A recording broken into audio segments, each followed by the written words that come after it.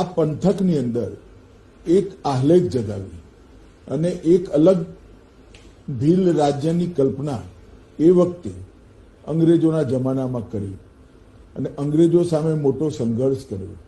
લગભગ 1512 આદિવાસી ભાઈઓ બહેનો અંગ્રેજો સામે એ સંઘર્ષમાં શહીદ થયા અને માનગઢ સ્વતંત્રતા સંગ્રામના ઇતિહાસમાં એક મહત્વનું સ્થાન બની ગયું.